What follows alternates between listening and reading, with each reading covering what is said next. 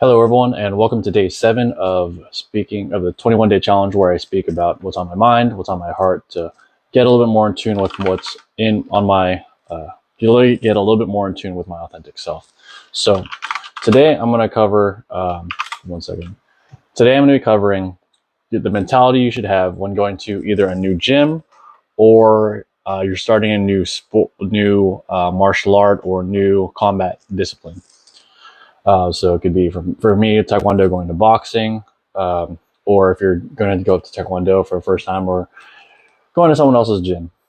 Generally, the advice I give is keep your head down. Don't be boastful about all your past experience, et cetera, because it's easier to get along with someone who comes in humbly, and shows a willingness to learn.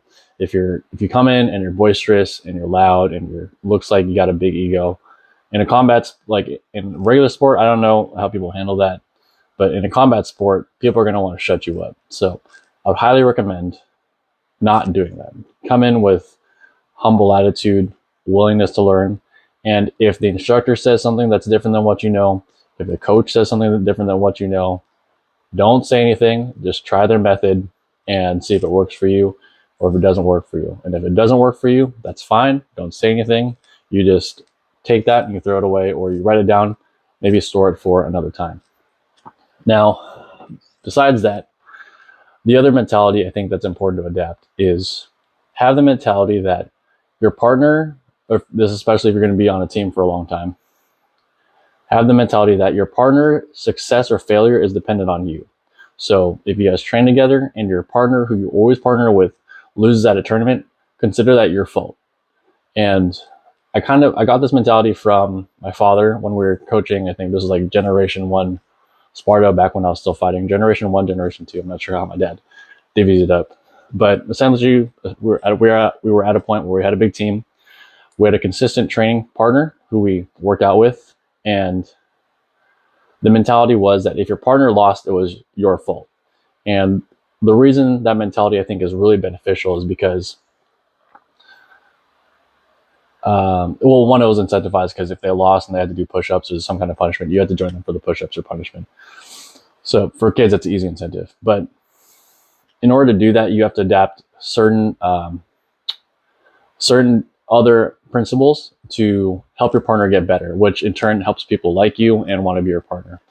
The first of which I would say is to be a good partner, you need to, and have a good mentality, you need to be able to learn how to hold paddles, whether that's for boxing, whether that's for Muay Thai, whether that's for Taekwondo. The ability to hold paddles and shields well and be a good target or kicking bag for your partner is, I would almost say, skill number one you should learn. I was kind of blown away by the story my dad told me, where there's someone who is a little bit older and wanted to join our competition team. And when he joined, the first thing he did was he asked my father, I believe it was my dad, to stay after with him for practice, not to kick extra, but to learn how to hold. So that way he could be a better support for the team, and immediately got everyone on the team's respect. Like I can tell you guys, if you guys want to be liked by a team that you're about to join, learn how to hold paddles. The side benefit for you for holding paddles or holding shields, and the reason why that's important is if you're good at holding, number one, you have to understand the drill. And then number two, your blocking gets a lot better, because if you're holding paddles well and you're holding close to your body, so when you're holding for a face kick, don't hold all the way out here because that's just bad sight picture. You want to hold the paddle as close as you can to your face. So that way the person who's kicking has an accurate distancing and sight picture for what it looks like in actual combat when they're throwing this kick.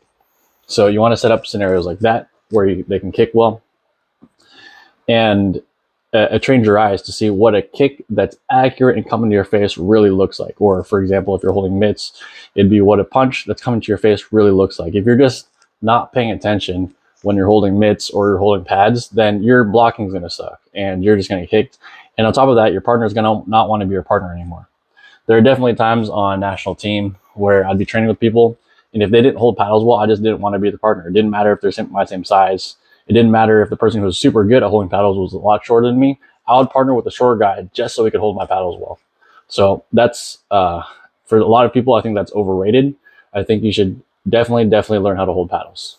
Number two is you need to gauge your partner and figure out what is the best scenario for them to learn in. So if they're having trouble with the technique, obviously that means just take it, like let them take it slower. Don't throw a bunch of variables at them. Take it slow. Let them gather the muscle memory for the technique. Speed it up if you feel like if they're able to speed it up. And then if they're mastered the technique already, throw in different variables or ask your partner, like, do you want me to cut kick after you're done doing this? Or if you're holding for boxing, do you want me to do a left hook or something after you're done with this combo so you can remember to roll out? Or ask if you can improve the drill and help them in some way that they may not have thought of. Like even if I were still competing, let's say I'm still competing, and this guy's good at holding paddles, and he kicks horrendously. Let's say he kicks horrendously, and he's holding paddles for me. And after I'm done holding paddles, I'm able to get my workout in. And he goes, "Hey, after you're done kicking, do you want me to throw a kick just as maybe as a reminder that you can to slide back or to close distance or something?" I'd be so happy to get that guy as my partner again. Like the thought that he thought to help make me better is definitely a plus. And that's something that I think you guys should take away as well when you're holding. So it's not only about holding, and this practice is about me. It's about helping my partner get better. And it's about helping my partner develop more skills, because at the end of the day, if you have the mentality that your partner's success or failure rides on you, that if they fail in the ring, it's because of you, then I think you're not only going to help yourself get better and learn how to be someone who can support a leader, but you're also going to help your partner get better, and it helps the world all around.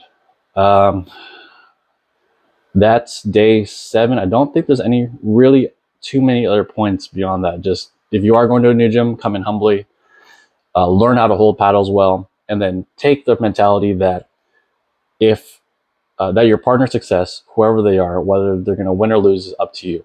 And it depends, and they're highly dependent on how good you are as a partner. That's it, and I'll see you guys for day 8.